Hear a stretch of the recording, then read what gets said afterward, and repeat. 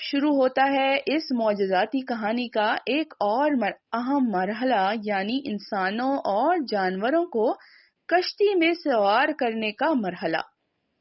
کشتی میں 80 انسانوں کے سوار ہونے کا عموماً ذکر ملتا ہے، جن میں سے 7 نوح علیہ السلام کے اپنے گھر والے تھے اور باقی 73 لوگ ان کی قوم کے وہ لوگ تھے جو ان پر ایمان لائے تھے۔ انسان تو کشتی پر سوار ہو گئے، لیکن جانور، وہ بھی ساری دنیا کے ہر جانور کا جوڑا، یہ کیسے ہوا ہوگا؟ قرآن پاک میں 2 جگہ پر اللہ تعالیٰ کا حکم ملتا ہے کہ اے نوح، کشتی میں ہر قسم کے جانور کا ایک جوڑا رکھ لیں۔ کیا آپ اس کو امیجن کر سکتے ہیں؟ جب نوح علیہ السلام نے تمام انسانوں کو کشتی میں سوار کر لیا تو اللہ تعالیٰ سے دعا مانگی کہ اے میرے رب، انسانوں کو تو میں نے سوار کر لیا ہے، لیکن وحشی جانوروں، چوپایوں، درندوں اور پرندوں کو میں جنگل سے لا کر کیسے سوار کروں؟ تو اس وقت اللہ تعالیٰ نے ان پر وحی کی کہ اے نوح، یہ میری ذمہ داری ہے، میں انہیں آپ کے سامنے جمع کروں گا، یہاں تک کہ جبرائیل علیہ السلام آئے اور انہوں نے نوح علیہ السلام کے سامنے ایک ایسا دروازہ کھول دیا کہ نوح علیہ السلام کو ہر ایک جانور دکھائی دینے لگا، حتیٰ کہ آپ نے اپنے دونوں ہاتھ آگے بڑھائے اور نیچرلی آپ کے سیدھے ہاتھ میں میل جانور اور آپ کے الٹے ہاتھ میں فیمیل جانور آ جاتے اور انہیں کھینچ کھینچ کر نوح علیہ السلام اپنی کشتی کے دروازے پہ رکھتے جاتے۔ جب کشتی پر تمام جانور سوار کر لیے گئے تو جانوروں سے متعلق نوح علیہ السلام نے سوال کیا، اے میرے رب، بھیڑ اور بھیڑیے کو ایک ساتھ کیسے سوار کروں؟ اے میرے رب، کبوتر اور بلی ایک ساتھ کیسے رہیں گے؟ تو اللہ تعالیٰ نے وحی نازل کی، اے نوح، ان کے درمیان دشمنی ڈالنے والا کون تھا؟ ان کی فطرتوں کو ڈیزائن کرنے والا کون تھا؟ تو نوح علیہ السلام نے عرض کیا، اے میرے رب، بے شک آپ۔ تو اللہ تعالیٰ نے فرمایا، اگر میں ان کے درمیان عداوت ڈال سکتا ہوں تو ان کے مابین محبت پیدا کرنا بھی میرے لیے مشکل نہیں ہے، یہاں تک کہ یہ ایک دوسرے کو کوئی نقصان نہیں پہنچائیں گے۔ جب کشتی میں تمام جانور سوار کر لیے گئے تو لوگوں نے اپنے ایک خدشے کا اظہار کیا کہ اے اللہ کے نبی، شیر کی موجودگی میں باقی تمام جانور بہت پریشان ہو رہے ہیں۔ تو نوح علیہ السلام نے اپنے رب سے دعا کی اور تب پہلی مرتبہ اس دنیا میں بخار نام کی ایک بیماری نازل ہوئی کہ جس نے شیر پر اثر کیا اور وہ نڈھال ہو کر لیٹ گیا۔ حالانکہ اس سے پہلے دنیا میں بخار نام کی کوئی بیماری ایگزسٹ ہی نہیں کرتی تھی، اور پھر ایک موقع ایسا آیا کہ شیر کے سامنے سے دمبا بھی گزر کر نکل گیا تو اس نے محض ایک نظر دمبے کو دیکھا اور دوبارہ سو گیا۔ پھر لوگوں نے چوہوں کی شکایت کی کہ اے اللہ کے نبی، چوہے ہمارا کھانا خراب کر رہے ہیں، جہاز کی رسیاں کاٹ رہے ہیں۔ تب اللہ تعالیٰ نے بلی کی فطرت میں یہ چیز ڈال دی کہ وہ چوہوں کا تعاقب کرتی رہے، اور اس کے بعد پورے سفر کے دوران وہ چوہے بلیوں کے ڈر سے ایک کونے میں دب کے بیٹھے رہے تھے۔ جب سانپ اور بچھو کو کشتی میں سوار کرنے کا وقت آیا تو نوح علیہ السلام ان کے متعلق سوچ میں پڑ گئے کہ تم تو نقصان اور مصیبت کا باعث ہو، لہٰذا تمہیں میں کشتی میں کیسے داخل کر لوں؟ تو آپ کو حکم ہوا کہ ان کو سوار کر لیں، یہ کسی کو نقصان نہیں پہنچائیں گے۔ تو کشتی میں چڑھتے وقت سانپ اور بچھو نے اللہ تعالیٰ کی تسبیح اور نوح علیہ السلام کے بارے میں یہ بات بیان کی۔ سورہ الصافات آیت نمبر 79 میں ارشاد باری تعالیٰ ہے، سلام علی نوح فی العالمین۔ نبی کریم صلی اللہ علیہ وسلم نے فرمایا ہے کہ رات کو جس شخص نے یہ آیت پڑھ لی وہ اس رات کے لیے سانپوں اور بچھوؤں سے محفوظ ہو گیا۔ مفتاح الجنہ کے پیارے دوستو، کیا آپ نے کبھی پیٹس پالے ہیں؟ تو پھر آپ کو تو یقیناً تجسس ہوا ہوگا اتنے سارے جانوروں کا فضلہ اور گندگی کو کون صاف کرتا ہوگا۔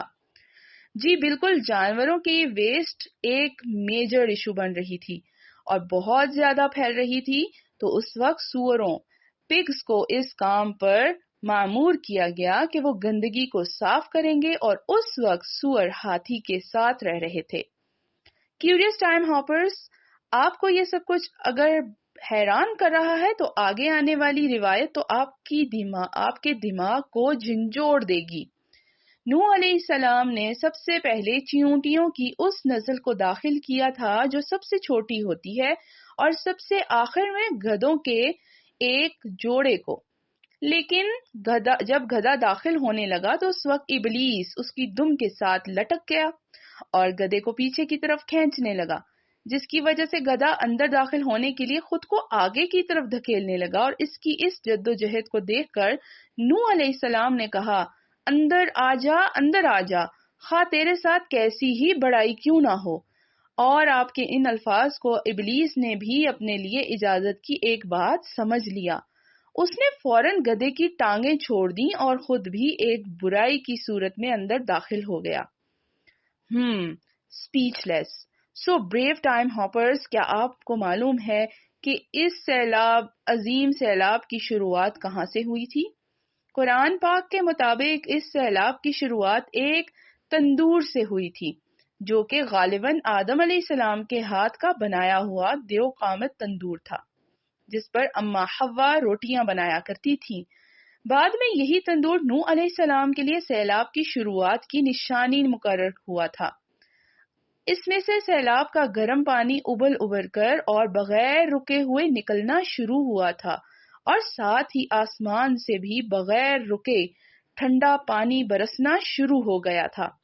کبھی آسمان سے پانی اس ہولناکی سے نہیں برسا ہوگا جیسا اس وقت برسا تھا، کیونکہ اللہ تعالیٰ نے آسمان کے دروازوں کو موسلا دھار بارش کے ساتھ کھول دیا تھا، جو 40 دن اور 40 راتوں تک مسلسل برستی رہی تھی۔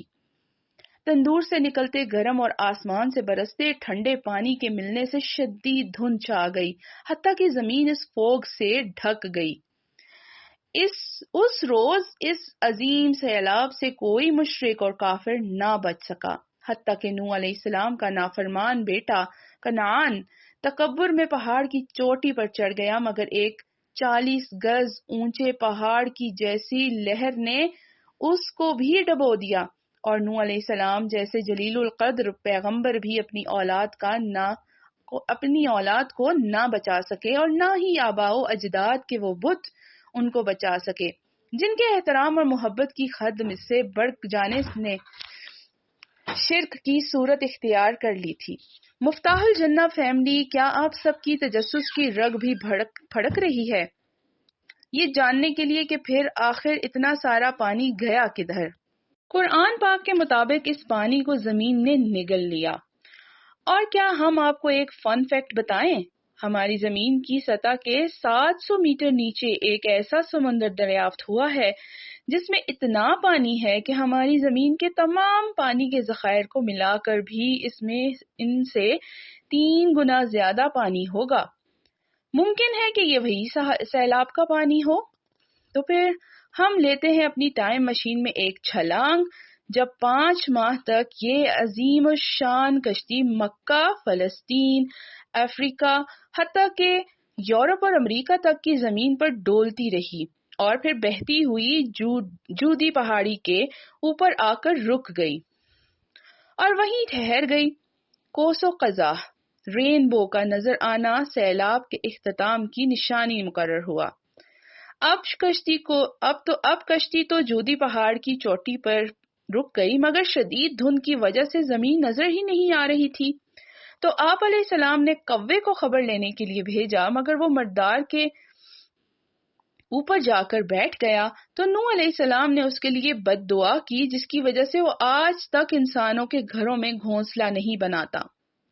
پھر آپ علیہ السلام نے کبوتر کو بھیجا، جو اپنے پنجے میں زیتون کی ٹہنی لے کر آیا، جس کو دیکھ کر نوح علیہ السلام سمجھ گئے کہ ابھی زمین خشک نہیں ہوئی ہے۔